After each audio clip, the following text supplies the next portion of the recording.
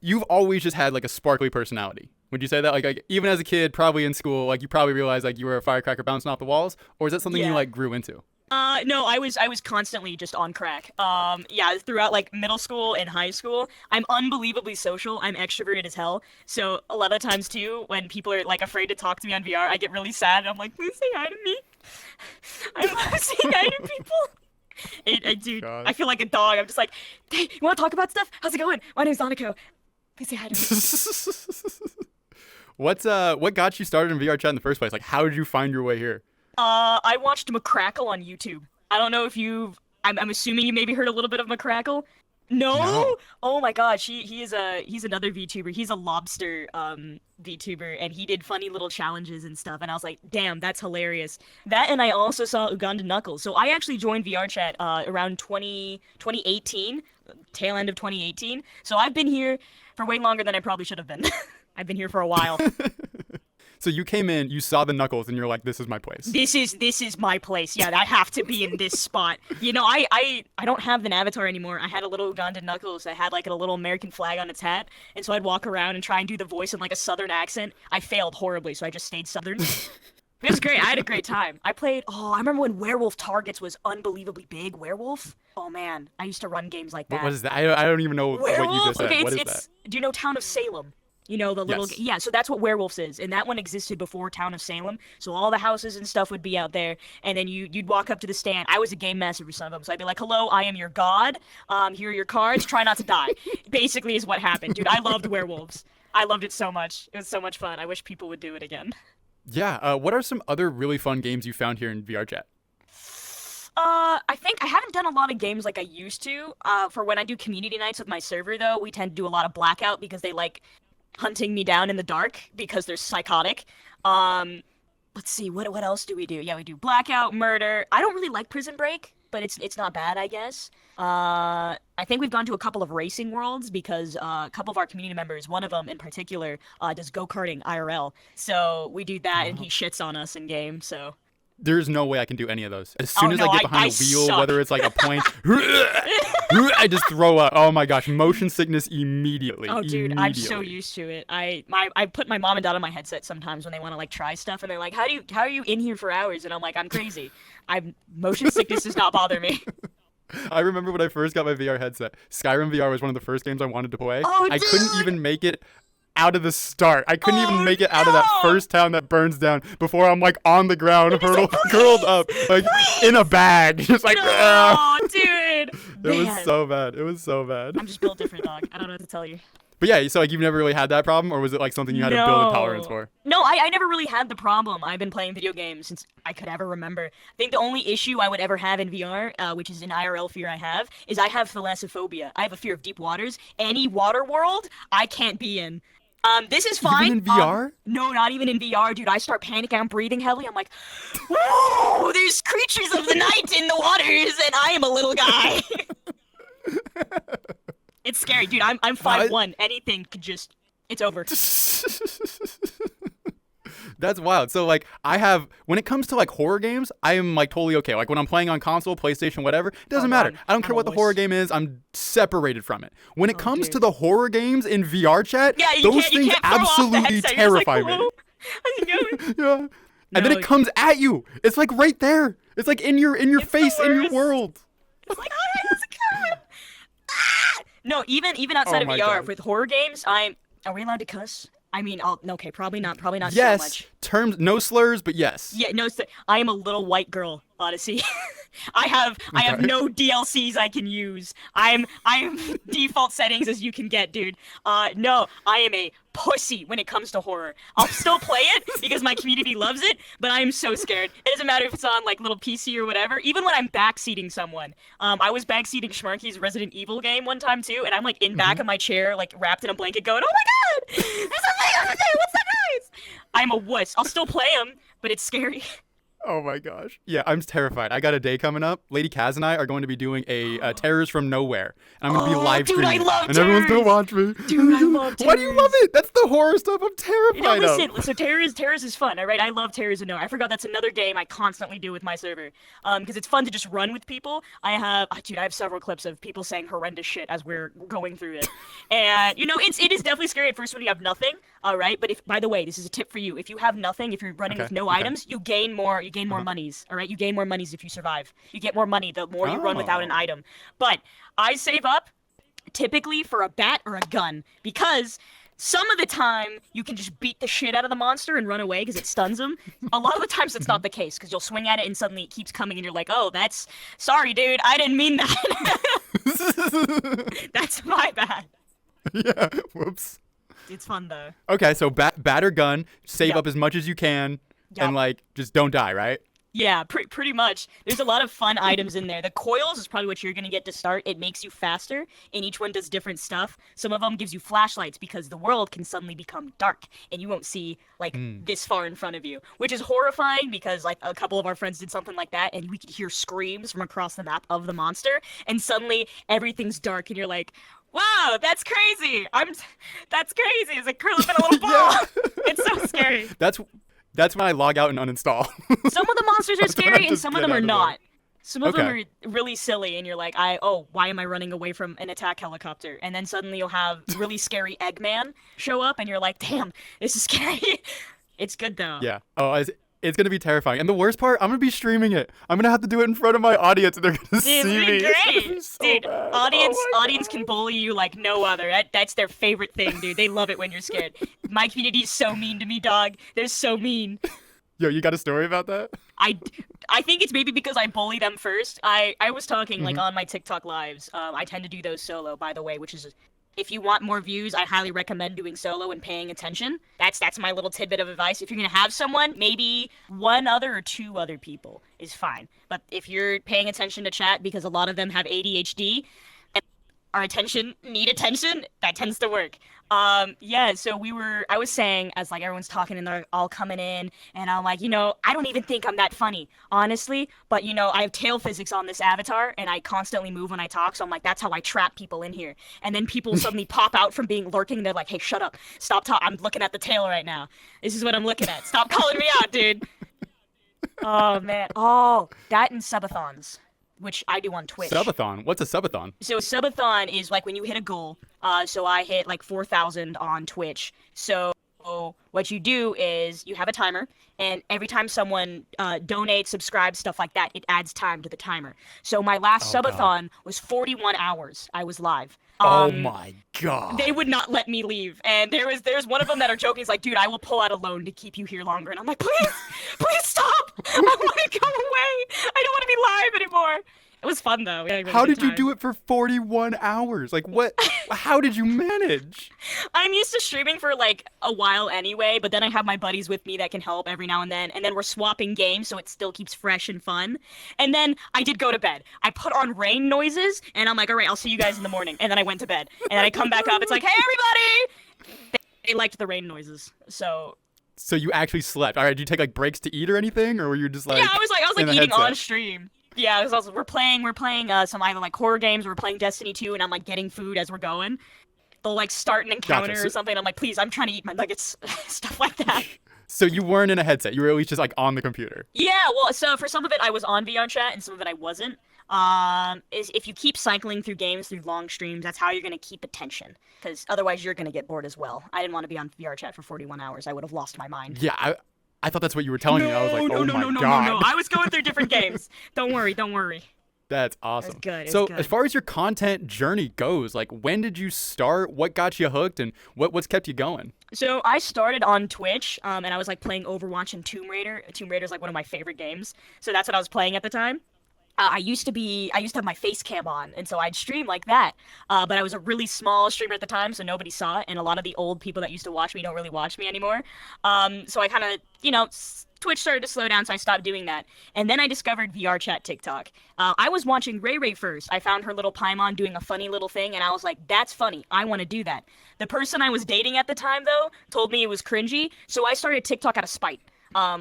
this entire thing was been out of spite the whole time. Out of spite? Out of spite. I No was like, way. you know what? I'm gonna get bigger than you will ever be, and that's what I've done.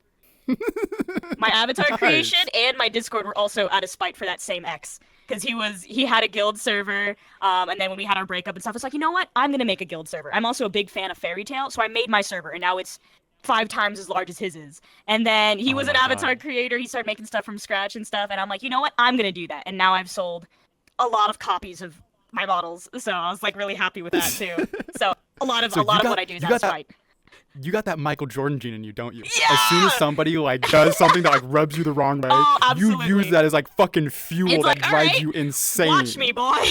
I'm gonna go nuts then. Bet. That's exactly Yo, what I got do. the same thing. I've got an entire like mental list. Like whenever I need motivation, I just go into my dark place and I just go, "Oh yeah, all those doubters, Yeah, I'm gonna show you. watch I'm me, gonna show you." loser. Yeah, that tends to be how it goes. Oh my gosh, that was fun though.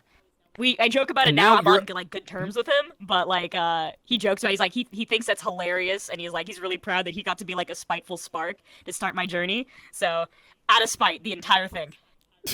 I totally understand that 100%. Like even if my friends will say something like just a little bit that doubts me, like they didn't even mean anything by it, they could even be joking. I will take that moment and I will sit on it like a furnace. I will use that as fuel to accomplish whatever I'm trying to achieve. Like that right there is what pulls me through the hard times. Yeah, we had a lot of people doubting us for the VR Chat Awards as well. People are like, "Oh, like it's gonna be too competitive. People won't watch it." And I'm like, "Okay, how much you want to bet?" So, collective through Alex and mine audience on Twitch, I had like around 400 people that were watching the awards, and then Alex had another like 300, and we're like, "What's going on?" I got a text from this is probably my coolest thing. That I will always keep close to my heart is your narrator every now and then pops into my TikTok lives and will like drop something to me like, "I hope you have a good time." I didn't know he knew about the awards, so like the day of, he sent me a text on TikTok and he was like, "Hey, good luck," because he followed me back, and I was like, "Thanks." That's so cool. Oh my god. Thanks, man. And then we ran it, so we're still editing. Yo, it for I each want to other. hear I want to hear the story, beginning to end. What was it like for the VR Chat Awards? Where did the idea come from? What was the process like? How'd the night go? Oh my gosh. So I think I was watching the Game Awards, and like after the Game Awards, I hopped on to join the PMA meet and greet. And so I was chatting with Alex, Ray, and I think Shelby. And I looked at Alex and I went, "I have an idea. What if we did the Game Awards but in VR chat?" And she was like, "Okay." And so all of us got into a call and we started planning. That was it. I looked at Alex and I was like, "I have an idea. I don't know how well this is gonna go. This is very last minute, but hear me out." Was the entire reason that also started. I tend to make a lot of last minute decisions that tend to turn out okay. So I was like, "Okay, so hear me out. You can just do this." And then we got world creators together because when the old OG TikTok Discord was there for VR chat, I was a baby mod and I'd been like close friends with Ray and Kira and the others. And so we had gotten the person who had made the worlds for Ray to make our world, and several of us were asset creators, so we got people together. We were trying to pool it. We tried to get as much advertising out as we could, but since it was like the first run and that there was only 2 of us that were really doing the big advertisements, which is why we encourage you guys to be like, "Hey, you can post about you being on here if you want to." I tried to pump it get so as hard. much as I we was could. pushing out so much content, People trying are like, to "Oh man, advertise I didn't for hear it. about that till like last minute," and I'm like, "I'm sorry, that's the algorithm. I can't help it. I can't help with that one." But I really hope you guys enjoyed it because it was fun to see you all in your little fun little outfits and taking photos, being little mini celebrities. Because the whole thing we wanted to do was to get some positivity, and it wasn't anything competitive. Be like, "Hey, despite being a big or a small creator, you made your way into this fun little red carpet area. You've done well, and your audience saw that, and they wanted you to be here. So celebrate a little bit, have some fun, have a good night, stuff like that." So we really hoped you guys enjoyed it because we had a great time.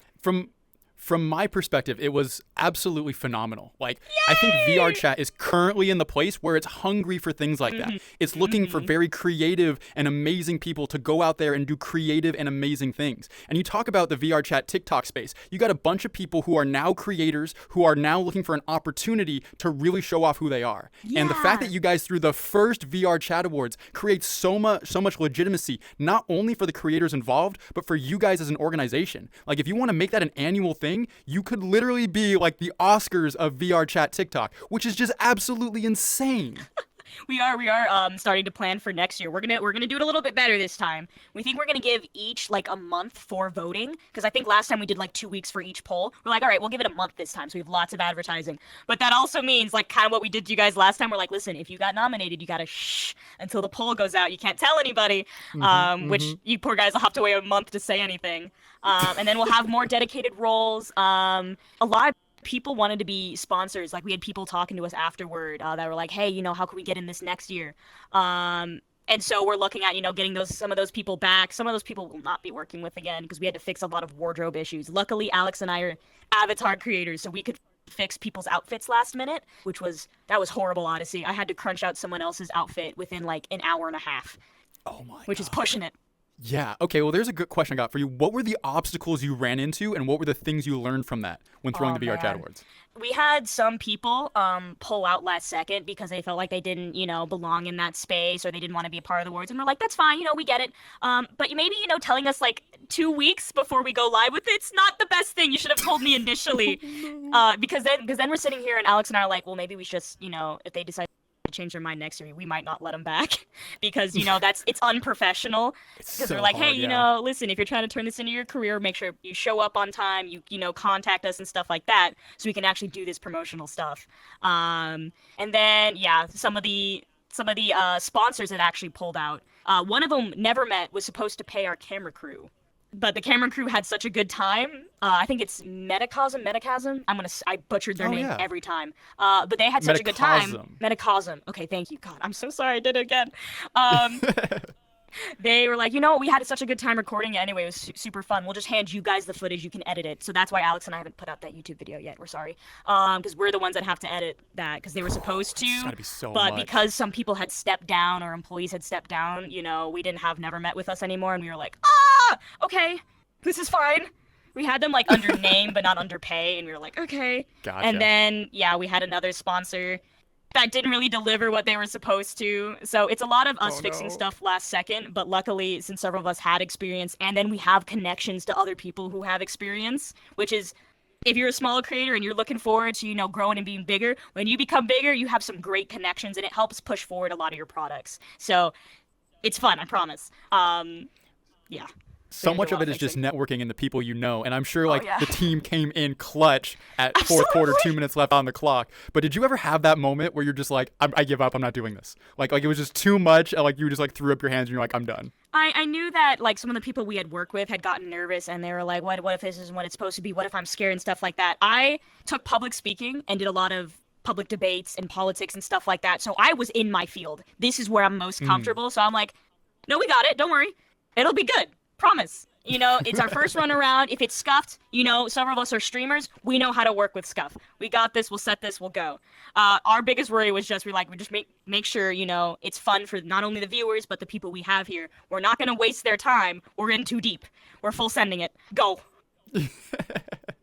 Well, overall, I think it was an absolute blowout success. I think you guys absolutely crushed it for a first time through. Minimal problems here and there, tiny little things. But all in all, I'm sure you're going to flush those out your second, third time, fourth time if you guys want to take it that far. We're going to try and make it an annual thing. That'll be what we try and do. It depends on how our communities evolve.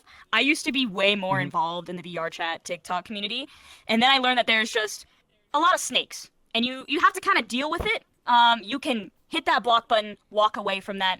Focus on growing yourself as a creator. That's how you will grow fastest. Grow your own community. Make a name. Bread Gang. That's a separate little thing outside of the VR chat community. This is my space. This is where I will grow. My group's called the Dragons Tier. It's a fun little guild. We do stuff inside of here. This is my community. Doing a lot of solo stuff and building up yourself as a creator is how you will be successful. At least that's what I've noticed. Make a name for yourself. It's fine to start separating more, and I did. I started separating myself more. I cut off collaborations when I hit 25K because, the TikTok server was going down and stuff like that, and people were just stabbing each other in the back, and I'm like, you know what? I'm going to do it myself. Fuck all of you. I'm going to go be independent. I am going to not join any groups, and that's true. I haven't joined a single group content creation thing. I've still stayed as solo as I can be. I've started to do collaborations a little bit again, but it's with close people or people I've interacted with before. That I'm just like, okay, I've talked to you several times. I know you're not gonna screw me over. Hopefully, please don't go crazy, Odyssey.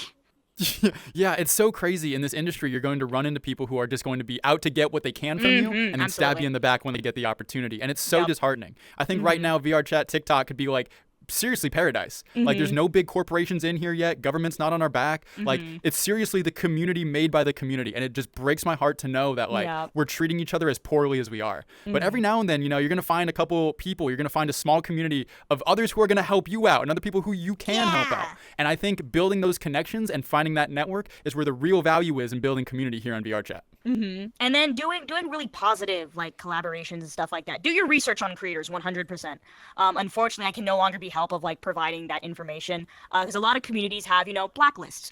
I took mine down from being public, and you know, I should have done that sooner. I will say people started to treat my blacklist as that was the VR chat community standard. So I received a lot of doxing threats and threats on my life and my mod team as well. So we decided, you know, it's still in effect, but it's no longer for public eyes. I'd say just do your research, be careful, and you know, come on, it's content creators. You guys are competing, but you're also you know the same guy. It doesn't matter about your numbers and stuff.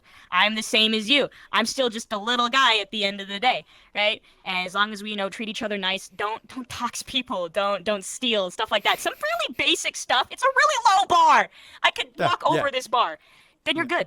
Just stick to your morals. And you'll be fine. And for some people, it's just, you know, keep it in your pants or keep it over 18. You know what I mean? Keep it in your pants, dog. Keep it in your pants. Keep it in your pants. Please. It's so simple. I feel like maybe that's just how I was raised. It's really not that hard to be a good person. You know, there's definitely some humbling experiences when you become a creator. There's a lot of mistakes I made along the way, 100%. And I think that I've gotten better at it, and I know I have a lot to learn. But, you know, I'm pretty comfortable where I'm at and hope to keep doing that. I can now do this full time, which is really cool. Oh my gosh, she's a full-timer! By the way, Nanako, congratulations on the 100,000 followers. Thank you! What has it been like to get here? Congratulations. Oh my goodness. Going through the journey, because like I started and I had a pretty quick pickup. I don't know what it was of my personality that made people go, that little creature right there. So I kind of cruised through from 0 to 10 to 20. I had a little bit of a fall off, and then I went 35, 40, 50 was really easy to hit. And once you hit the 50K, you're kind of like, well, now I need to go all the way. And then you keep going, 80K, dropped off a little, 90, and then I hit 100, and now I'm like, whoa, that's high. When did all of you get here? It's just really cool. It's weird to be part of that like 100K gang. It's definitely an interesting bar, because now I'm sitting here where I'm now at near the place where the people I watched before I started are. Like, I'm like, oh man, I'm with the 100K with like Yumi, Zora, Ray Ray. This is really cool. You know, these are people I looked up to and I think are super fun. And now I'm like a part of that. I'm like, yeah, this is cool. That one.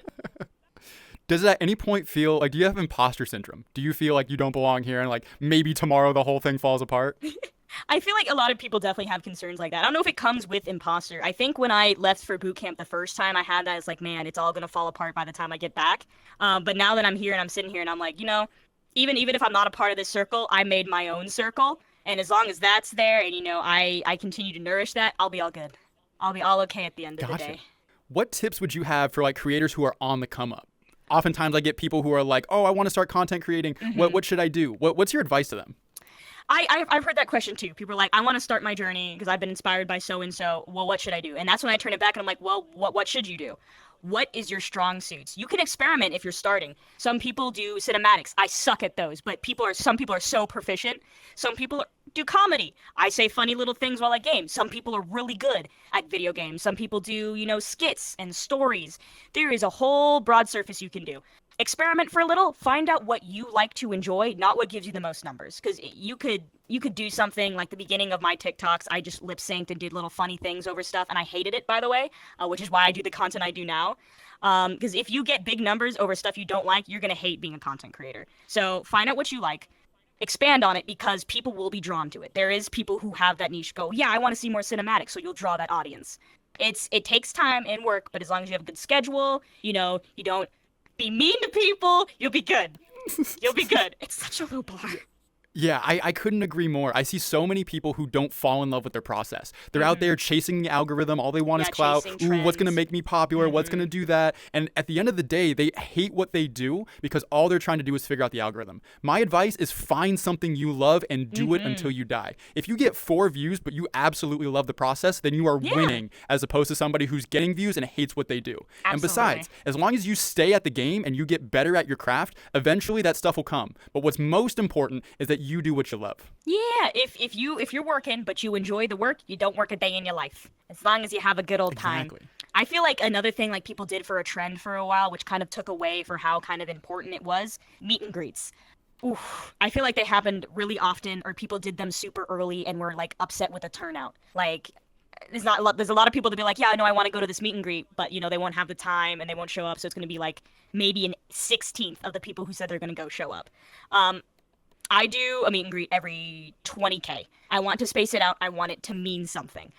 Because this is a fun little celebration. We're all here together, stuff like that. And then I don't only interact with my community in meet and greets. If I'm on Blue or game nights, interact with your community. Because then, say, oh God forbid you get caught in a scandal or someone falsely accuses you, you're going to have a community that's going to go, nah, I know them.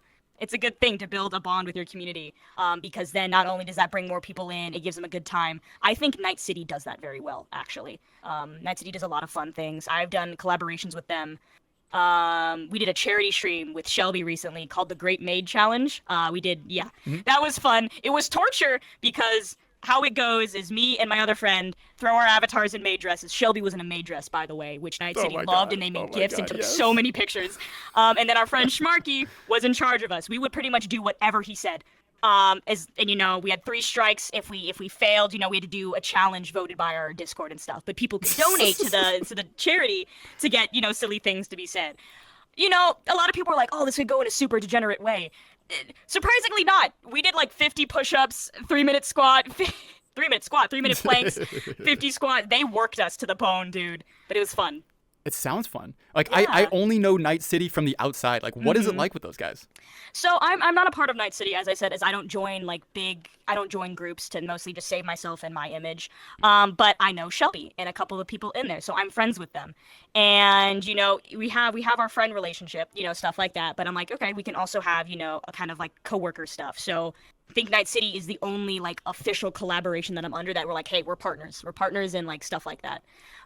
So Night City's fun. It's a fun little family community. A bunch of content creators are together. Not all of them are content creators either, and they do stuff and they work in this family bond. So it's more tight knit. My community is way more open, but not all of them are active, right? So they have like, you have to be active to do stuff, and I'm like, well, you don't, just show up every now and then, I guess.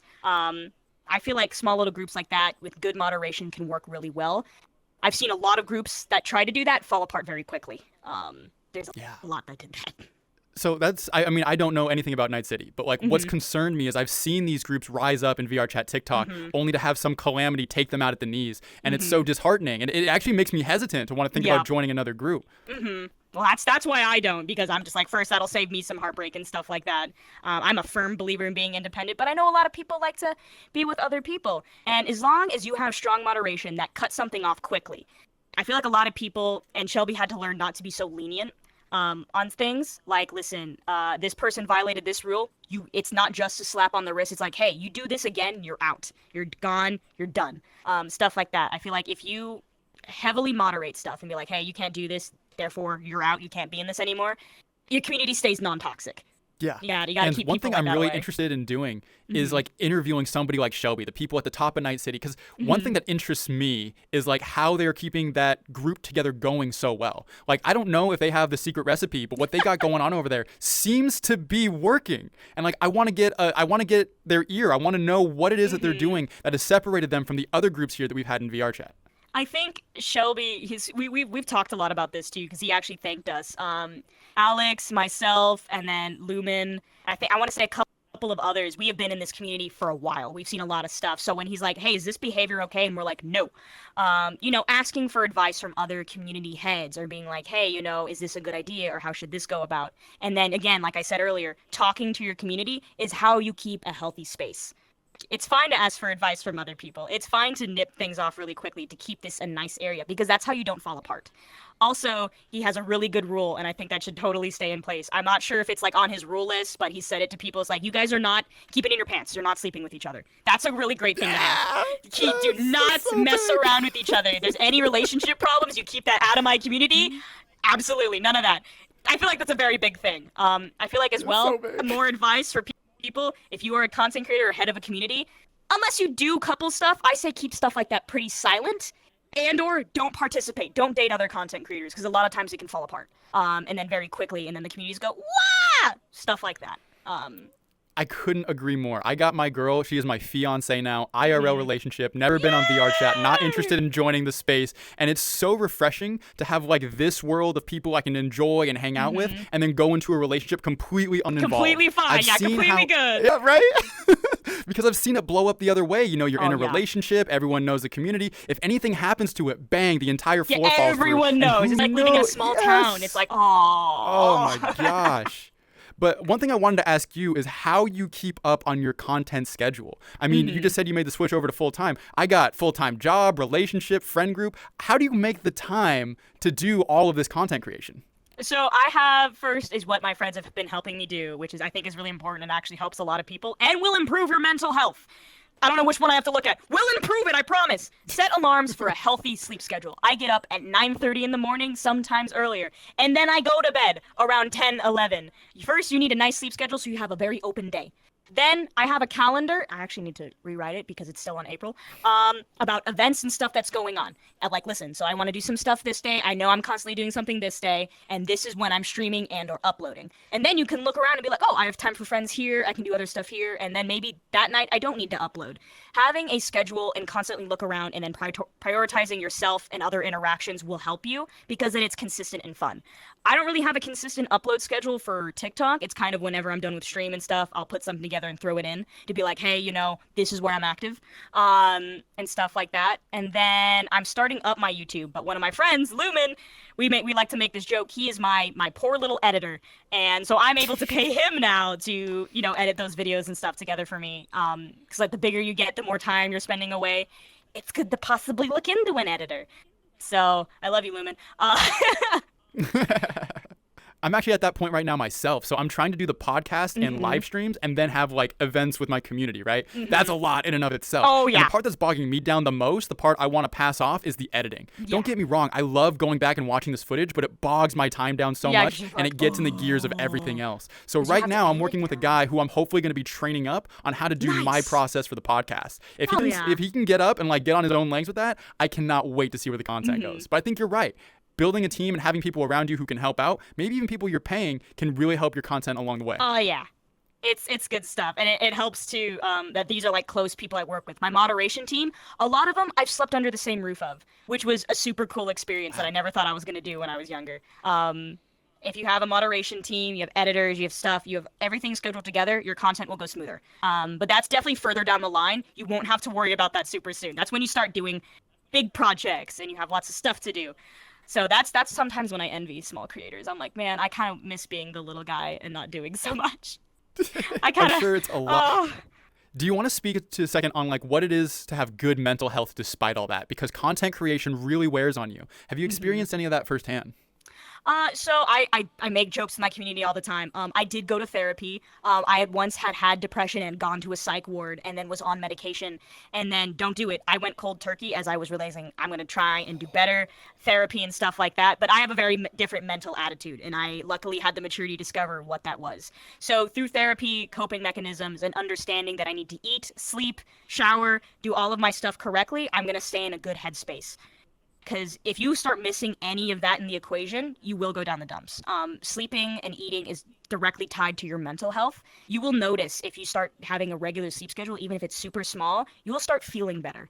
You know, even if you feel like you're bed rotting, like you need to do just little things to clean, little wins will help you throughout. I'm a very big advocate for mental health and suicide awareness. That is a big thing for me. 100%. I myself was there at one point, particularly like upper teen years where you were looking at the edge thinking, man, this might be a good place to go. Hey, maybe this is it. what I've realized, what I did in that moment actually, which really brought me through, was I wrote myself a letter to my future self. I was like, hey man, I'm gonna give this one more shot, but the deal is that you're gonna give me a life worth living.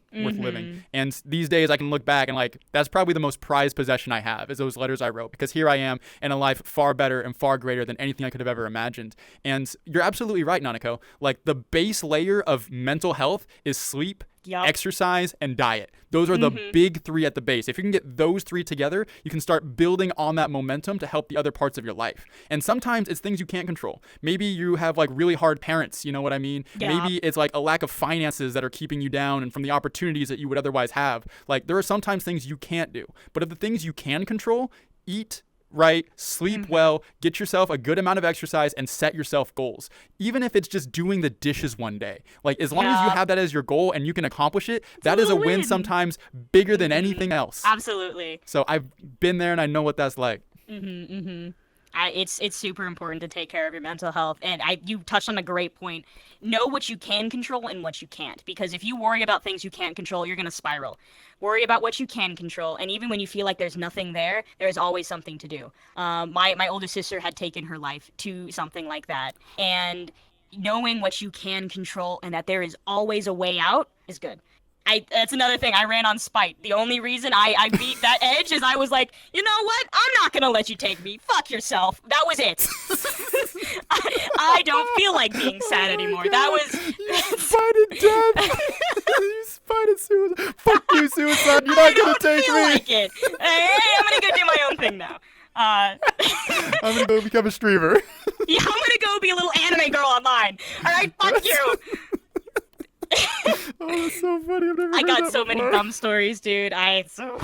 Yo, if you got one in the chamber, feel free. Oh man, I have had stories of people telling me they inspire them, but in different ways. Which I just got a friend request from one of my friends who I did inspire to do that. So I went to boot camp with the Marine Corps a year or two back.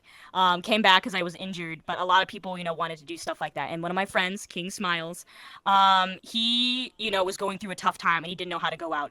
This is probably not the great advice to give. I jokingly said this. I'm like, if nobody else wants you, the United States military does. They want you. And so he's now in the army and he's in Poland. Oh my God. He was like, you know what? I went through with it. And I'm like, you did what? Oh, okay. And so we were talking about that experience, and as he's going through boot camp and stuff, I was envious of his boot camp. He went Army, so they got their phones. I went Marine Corps. I got letters. Oh no! Which I had no contact with the outside world. So the way I even learned that the Queen of England died was one of our boys in the big old hats came in, and he looked at us, and he was like, the Queen's dead, and then left. I had no idea what happened until I left boot, and I had to Google it. I was like, what? Is the Queen actually dead? I didn't know if he was fucking with us. Oh my God. No idea. What's more striking to me, though? You are an anime girl in the metaverse. You do not strike me as, like, Marine Corps. How did that come about? What's that about? So my dad went Marine Corps when I was younger. He was in Operation Iraqi Freedom. And I was super inspired by that. I am a super big tomboy. I know it doesn't look like it in my women want me, fish fear me hats, but I'm a super big tomboy. I fought dudes when I was younger. I was dressed like that. I constantly had cuts on me, and I used to wear my dad's old, military uniforms to airsoft, as long as they didn't have the insignia and stuff like that, because that's false honor. Don't do that. And, I was always inspired to do it. And then my older cousin joined the Marine Corps. He's stationed in Japan right now. He flies helicopters. And I was like, oh, that's so cool. And so that's something I've always wanted to do when I was younger. I had a big, deep respect for the military. And this is a very unpopular opinion to have. I'm very patriotic. I'm very American because I come from that family. My grandfather fought in World War II, stuff like that. My uncle was in the Navy. He was offshore intercepting, encrypted things from Russia. He couldn't even tell us about that till years later. And seeing the sacrifices people made and wanting to, I know the country, especially a lot of people who are American, isn't perfect. And I want to strive to make it what it should be. So that's my own patriotism. So I was like, all right, I'll take the step. I'll join the military. And so I went to Paris Island. That's where hell's located, by the way. It's hot. The mosquitoes are massive and they bite you through your uniform. Hell is in South Carolina. So... So I got a question on that. You just said you're very patriotic. You love this country. You love fighting for this country. It runs in your family's lineage. Yeah. How do you reconcile the media, the news of today, where it's very anti-patriotic? How does that settle with you? I grew up in some pretty red areas. I grew up in Parker, around Douglas County, so I had already been around that. And oh my gosh, my voice is going. I got into debate when I was very young, around 2016, around the election time. So I started opening my walls to go through all sorts of politics. And I know people are like, politics. Politics is actually one of my favorite things. I know that it's such an unpopular opinion. I love politics. I like the information, being able to be in the know, understanding what's going on, being able to have conversations with people, which I think is the biggest thing, is it Agreed. doesn't even matter if a lot of you don't have the same views. In my friend group, we all have different views on everything. A lot of us are in different spots, but we can still coexist and love each other and be able to be like, hey, is this like a thing I can say, or maybe it's something like that? And they're like, oh no, do this, or educate each other on topics. Talking and stuff like that is very important, and I don't see it done a lot anymore, especially on media. A lot of people are rage baiting each other or not putting out the full truth, and so that's why I'm like, do your own research. It will save you a lot of time and trouble, actually. Yeah, and the media this day is telling you that everyone's either very red or very blue, Very blue. where I kind of find a lot of people are purple these days. Yeah, you know what I there's mean? a lot of There's people who some are level of purple. it along the spectrum, and we probably have a lot more in common than we actually think. And so Yeah. having those conversations, I think, is so vitally important, particularly to the fact that you're not going to get to know somebody if you guys can't even open up the conversation about Exactly. it. So You politics might is something be scared, that's really interesting. but talk about it. You'd be surprised. No one, especially if they're a close friend, that person's not gonna shake you over you talking about stuff. I've talked with some of my close friends about things. A lot of my ideas actually changed the more I talked to people and the more research I did, because I was like, oh, maybe I don't, that thing doesn't actually bother me, or maybe that thing, should actually be illegal. Stuff like that. I feel like people understand, especially politics as a spectrum. There's all sorts of colors. All sorts of colors. It's actually a box too. There's diagrams and all fun stuff about it. You can have someone over here, and you can still be friends as long as you have conversation. I think that's important. Yeah. That's what my parents talk about too. They were like, yeah, we had very different political beliefs than like everybody in the neighborhood where we grew up, but that was okay. It wasn't like you hated them for it. Yeah, I But wasn't. nowadays, Yeah, I that wasn't doesn't gonna. I seem to was be the not ever case. gonna. Yeah, I was never gonna hit someone over beliefs. I was never going to be rude to anybody over beliefs and stuff like that. It's understanding people have different opinions, and that's fine. And I feel like that's unbelievably important, and that gives us more ideas and how things should be run in the world. Just talk. In many ways, I think the monster of politics has eaten away at something more vital to humans, and that's like their spirituality. Like, I grew up Christian. I'm quasi-Christian these days. Don't really go to church on Sundays, but I do find so much value in like prayer and like meditation and gratitude and forgiveness and love and joy. And I feel like those beatitudes just aren't in the vernacular anymore, and instead they're being eaten by what the left has done and what the right has done. Yup. I was wondering, do you, Nanako, have like a similar background to something like that? A little bit. I was raised Christian. I had left the church at some point because people were shoving it down my throat. But I came back to Christianity because I wanted to find it within myself. I'm like, you know what? I'll go on this journey myself. And it doesn't even have to be. A lot of my friends are pagan, and we still have talks and stuff about each other. Some of them have read the Bible, and we talk about stories and stuff between gods. I went with my friends when I visit them down to like this little witchy shop, and they showed me all sorts of cool things. And they're like, hey, here's your saints, and here's our gods and stuff like that. You can have differences in beliefs and stuff, and I think as long as you understand, it's fine to be different. And I pray too sometimes. I don't really go to church as much as I probably should. But you don't. I think it's down to morals, honestly. As long as you have your morals, it doesn't matter what you believe in. Some of us strengthen our morals through spirituality, and some people just have the morals and based on how they're raised. That monster that is politics won't scare you. Find some humanity. I think that's the biggest thing. I don't know why humans exist. I don't know why we're here. Maybe it's random chance, but I find it so much more compelling to say that at the end of days, when you're facing whatever thing brought us here, he's not going to judge you based on how much money you made, based on how you voted for your politics. You're going to be judged on how much you loved other people. Yeah. And if there's any one thing that I think matters above all else with the small amount of time we got here, it's how you've loved one another. It's the joy you've had in life. It's the peace that you've experienced that you've given to those around you. Peace, patience, kindness, goodness, forgiveness, gentleness, self-control, all of those I think are far more valuable than the amount of money you have in your bank account. I think it's super important. But some people in this game make me go, damn. I will not lie to you. Burn them with fire. Oh man, burning with fire, dude. I actually have restrictions for people that can join my group and stuff, and that's something I passed on to Night City because people a lot of times are like, oh, they want to be part of my group, let them in. I read bios and I read through all of your groups before I accept a friend request, before I accept you in my group. I have read some really degenerate things. Whoa. And people who have joined groups who have been, blacklisted and stuff like that. So if I catch those, I don't let you in. If I find some super unbelievably weird stuff, I won't let you into my group. Listen, I get jokes and stuff, but when it's like, 13 different groups of daddy, it's no longer a joke, dude. Come on. I think groups were a mistake in that point, honestly. I won't lie to you.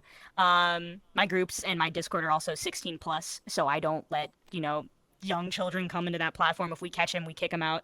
We also ID verify, so if it's 18 plus, we have several people that are looking at this ID and your face and everything about to match. So to try and be secure, and I think a lot of people should do that. I actually found out through Alex, some clubs don't ID verify for 18 plus. That's not good.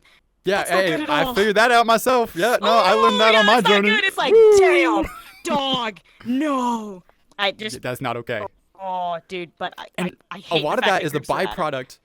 It's a byproduct of these emerging technologies. Like now we live in a day and age where these young kids have access to things that they have never had access to in any other generation ever. And it's so readily available. And now it's on the responsibility of the adults involved, not the parents, just adults being adults doing adult things to make sure that kids aren't nefariously sneaking their way into these communities. They have such a responsibility, because if not, I think you and I both know what can happen. Yeah, it's really bad. It's damaging. You could end your career over it. You can take a hit for it. And even then, as an adult, you should not be having some of the things I've seen some of you guys have in your bios and stuff. You can hide groups, by the way. You should do that, because there are kids on this game. Whether we like it or not, and I hate the VR chat devs for it, it is a 13-plus game.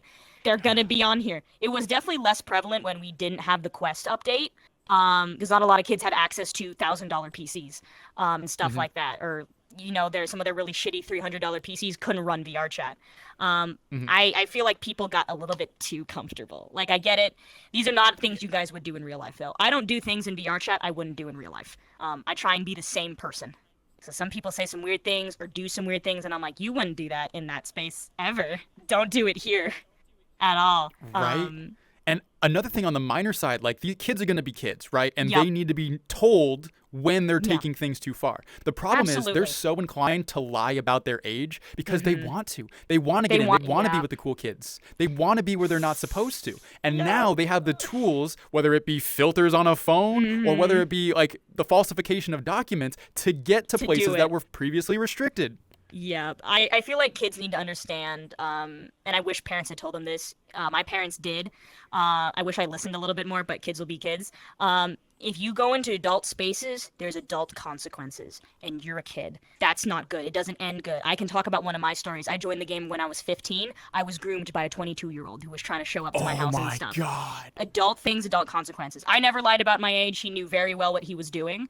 Do you want to tell that story? You absolutely I don't mind telling. I don't mind telling it. Yeah, by all he's means, actually in jail now because I was not the only child he decided to go after. And by the way, you guys would be surprised. There are websites. A lot of times when we put up our blacklist, I do report these people onto the cybersecurity websites because you can do something about it. I promise you, you can. I was 15. I was playing Werewolf Targets, and then this guy was, dating someone else at the time. And then he decided, he was actually lying about his age to me and such. And I'm a stupid little kid. How am I supposed to know a lot of this stuff? He gives you attention and stuff like that, and you're like, that's great. And then suddenly there's an age reveal that he's grooming you, like you're so mature for your age. You wouldn't do all these things other people would do. Like you're one of the good ones. Never listen to people like that. I've had kids tell me too when they're like, oh, well, I'll join the server and stuff, and I'm like, you're not age appropriate. And they're like, I said I was mature for my age. I'm like, I'm sorry, you were probably groomed. You are not. You are not mature for your age. I don't care what you've gone through. I don't care what you've heard. But as the adult in my space, I'm taking responsibility. You can't be in here. Yeah. And so 22-year-old guy was coming after me. I think something clicked in my head because he said something really nasty. I don't know if you might have to blur this, but he was like saying, it's like, yeah, I jack off to like pictures of your face. And something cranked off in my head and I went, that's weird. Get away from me. I think that's when it finally clicked in my head. I also had YES programs in middle school, which was all about cybersecurity and online grooming and how to identify it, which obviously I should have identified it sooner, but they're really good at it. So I was like, oh, you're a bastard. Oh my god. Oh my god. And so got away from that. Unfortunately, had gotten after several other people before we found someone who actually knew him IRL who did get him arrested. So he was in jail for a little bit. Good fucking riddance. But there are really bad things that can happen in this game. People should not encourage kids that you are mature for your age and stuff like that. They should not be looking at your weird groups and stuff. I denied someone out of my VR chat group because they said they were 13 in their bio, but they had, when I read their groups, it was all horny stuff. And I'm like, you should not know any of this. I will not encourage behavior like that. After the things I've gone through, absolutely not. I feel like adults, you do have a responsibility, wild. Believe it or not. That's not your kid, but you should not be doing that weird stuff around the kids, which is actually why I was super happy about the Safe for Work stuff for Gumroad. I'm a Safe for Work creator for avatars. Do you know how easy it is for kids to get a hold of these not Safe for Work avatars, dude? I don't. It's really easy. It's a one-click buy. And sometimes Really? other people will buy them for the kids. Oh my god. It's super easy. I cut off parts of the avatar so they can't do it. Or I smooth it out, delete it out of the texture. I won't do it. I just, I know there's a niche for it, but thinking about all the above consequences of stuff that's already in there, I refuse. I won't ever do it. And so after all the avatars, the groups, the clubs and stuff that are in here, we as adults should be way more strict into pushing kids out of adult spaces because bad things could happen. On the news a while back, there was a kid who decided to meet, it was a furry, I believe was who it was. This is not any diss to furries. This is just the example I remember. He had met up with this, adult man and ended up raped and dead. You have to be careful because suddenly, even if you're not directly involved, you suddenly have a kid in this space who can meet somebody like who I met. You got to be so careful. Yeah. It's super important. And I forgot who it was, but I was listening to a podcast the other day, and they were so right. They're like, the predators out there looking for little kids, they're no longer sitting at the playground. They're on the internet. They're waiting in right these here. places. They're sitting in the metaverse. VR chat is prime field for those monsters. And you best believe they out there trying to scope out these kids who are not being supervised by their parents. Nope. Why? Because the parent throws them the headset so that they don't have to be the parents to their kid. Yep, I don't have to raise you. No, my family is actually very aware of what I do. I've shown them my TikToks. They think it's so cool. My dad watches my Twitch streams. And they're watching one time, and one of my cousins, so I don't know if they would be second cousin removed, or I just call them little cousins because she has kids. She was like, should these kids ever enter the game? And I looked her dead in the eyes, and I'm like, they should never enter VR chat unless they're 18 plus. I think VR chat should be a paid for game, and I think the rating should be much higher. Because that'll stop a lot of the kids from getting in here, because a lot of them don't have money to get in here. So, even if it's a little profit towards VR chat. Or to have some type of YouTube and YouTube Kids. You know what I mean? Have it be like an age gating policy run by VR chat itself to where they have to verify that you are of age. Something along those lines. But I don't want to absolve these parents because they are just... It shocks me how they would allow their kids to play something and not know what's going on. I remember back in the day, when I wanted to get a video game from my parents, I had to convince them that it was okay. And it had the M rating on it. You know what I mean? And so they would have to look at it, see the type of game, yeah, right? Oh my gosh! And then there'd be this huge argument. They're like, you're not ready for this one yet. Grand Theft Auto, probably not. Probably not. You're 4. Yeah, no, I got to dodge that one too. My parents saw Grand Theft and they were like, absolutely not. The one game I got away with was Tomb Raider, which was a remastered version. And by the time we got home and I was playing it, because it's like Uncharted. You're playing as Lara Croft and you're going on these adventures and stuff. I was a little bit older at the time too, so I was 13, 14. So they're watching me. And fortunately, they watched over the shoulder as I got away with an execution, and they were like, and I'm like, it's not bad, it's not real, it's fake. He deserved it. I saved someone's life. But I wish parents were more strict like that. But I think parents nowadays kind of just hand their kids instead of raising them. I was raised by a Marine, so my life is hell. Anyone with military parents knows. I feel like parents should be way more involved, and I almost said it's a 50-50. The parents need to be understanding and taking care of their kids, and the adults online need to be kicking them out of those spaces. I'm also a firm believer, and I know Yumi is too. I don't care about what the law states for, ages. It's 18 plus only. If I hear that you're a 19-year-old dating a 16-year-old, but it's okay in their state, I'm kind of like, well, I'm looking at you weird. I don't care if that's a gray area. You're not allowed anywhere in my space. I don't care. That's weird. You're an adult, date an adult.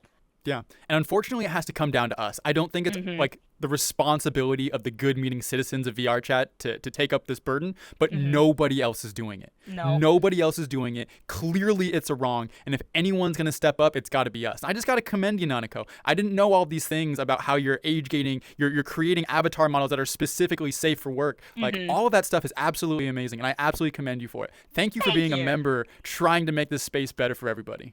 Well, it's when you happen to be like a victim of stuff like that, you're kind of like, I never want anyone to go through something like this. And I know not everyone kind of took that turn. Like some of them were victims, and they're like, oh, I'm gonna continue. And it's like, no. You didn't want that to happen to you. I can like look back, and if I saw little me, there's many different things I would have done. I feel like people need to be very careful. I wish we had yes programs back in middle school because it was a scare tactic, but it worked. It helped me identify things that were happening that made me go, that's not good. I probably saved my life a couple of times. I wish I wasn't as stubborn as a kid, but then again, kids will be kids, and I hate myself for it. There's another really bad story, and I hope am I okay to talk about a different story as well for my experience? Absolutely. Yeah, okay. Go for it. So one of the experiences was, before I kind of became a content creator, I was doing like some, just fun little pictures on Instagram of just the models and stuff like that because I thought it was fun. I was dating a different creator who was bigger at the time. And I learned that he lived 45 minutes away from me. Now, this is someone who is actually in my age range. We were the same age and stuff like that. And I went, you know what? I'll meet up with this guy. Dumb! But it's okay. Dumb. Don't, please, God, please know people longer. So I should have definitely waited longer to meet up with this guy because it was like 3 months of me talking to him that I met up with him. You should wait like a year plus. I won't even lie to you. It's very dangerous to meet people that you only know over the internet. Of course, we had like pictures of each other's face and stuff so we could identify. So at least, that red flag was out the door. But I had met him and I'd gone, meet him a couple of times. Again, super big tomboy, this was a good thing for me. And I'm really glad I did it. I carry pocket knives because I'm 5'1" and kidnappable, Odyssey. I could be picking up and taken away. It's super easy. So I wore stuff like that, and I think the first red flag I should have identified is he kept trying to take it away from me. He's like, you won't need that around me. And I'm like, me. I never let him take it, but, that should have been the red flag of stop talking to him. I'm very aware of people who are hypersexual. A lot of times, and it's my own little trauma response, especially since I see the groups and stuff like that, I stay away from people who are super horny because of this guy. Because what he had done was, we were in a park together, and he was Discord calling some of his friends, and we were all saying hi and stuff like that, and he decided he wanted to reach down and sexually assault me on camera. And of course, I didn't have any reaction because we had to pretend that we were okay up here, and stuff like that. You gotta be very careful. Please be very careful. Learn from my mistakes. Be very careful. I remember I luckily had moved away later at that point. I had to call the police on him one time because when I was trying to break up with him, never fall for this, ladies and gentlemen. He said he was gonna kill himself if I went away. So I called the cops and went like, hey, he's on suicide watch. Because I remember my last call I had with him when I was finally fed up, and I was like, all right, jump. Don't say that. Jump. Do it then. You threatened me 5 times with this. Why don't you just do it? I promise you, that's another thing of advice. If anybody ever threatens harm and stuff like that on themselves, don't believe them. In fact, block the number, get out. Yep, that's their fault. That's on them, not you. That's on them, not you. It'll never be your fault. And I wish I would have understood that sooner. You need to be very careful about who you're meeting online. You need to know people longer. Take every step to get to know this person. And in fact, it is also really important, especially if you're an adult and a content creator, ID them. People lie. ID them. That's stuff so like big. that. I would have never Face thought call, 3 months like was too short. 3 months is too short. You would be recommend surprised. a year. I would recommend a year plus. You really want to get to know this person because even then, I still feel like you're in a honeymoon phase. You're still showing up this front. They don't know everything about you, and they're probably not showing you everything either. The longer you're with someone, the more their colors show. Try and get all the colors before you meet someone, especially online, because you don't know what can happen. Here's a good question for you.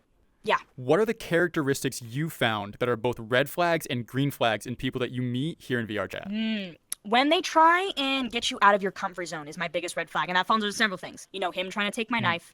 That same guy would, try and get me to do sexual favors, and he'd complain to his friends. But when his friends asked me, I said I was uncomfortable. So if they're trying to, turn people against you, they're trying to isolate you and get you to do things you don't want to do, red flags.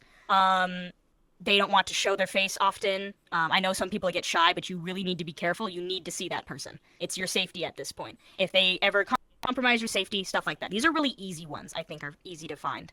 And then, have you heard the super senior jokes, Odyssey? Like, ayo, where my hug at? Red flag. Really? Yeah, no. If there are people who are trying to like get in your space that you haven't let in that space yet, you haven't been like, yeah, no, you can kind of give me hugs and stuff like that, or trying to like be handsy, no touchy, no touchy. Those are red flags to me. Gotcha. Those are the biggest red like, flags. Unwanted physical contact, even in the metaverse. Even here. What? Head pats? I even ask people. I was like, they're like, hey, can I head pat you? And I'm like, that's fine, because people that normally come towards me, that are kind of like trying to reach out and stuff for me, I back up. I physically move and I go, hey, you wouldn't do this in real life. Ask me. And I think a great workaround I tried to do to make it less awkward for people is I had the thing where I went, Hugatha. That's literally going, hey, can I give you a hug? Nice. So you would hear people at my meet and greets or stuff like that walk up to me and go, Hugatha. That's how they're trying to get my attention, being like, hey, I kind of want to get a hug or something like that. That's an easy workaround. If you don't want to embarrass someone, especially in here, you can just kind of find a workaround. So instead, like, hey, you need to ask me first before you walk up to me, or just being like, Hugatha? Stuff like that. That's been a really easy work for me. What else? I don't know. Green flags. You went through some red flags and green flags. Yeah, I was about to say green flags. I don't know. My bar is very low. I feel like I can identify really quickly what would be bad or not. I think green flags is when they let you be comfortable and you're just kind of like, hey, this thing kind of bothered me. And they're like, oh, I didn't know that. I will make sure to keep that as a mental note. And then they don't do it again.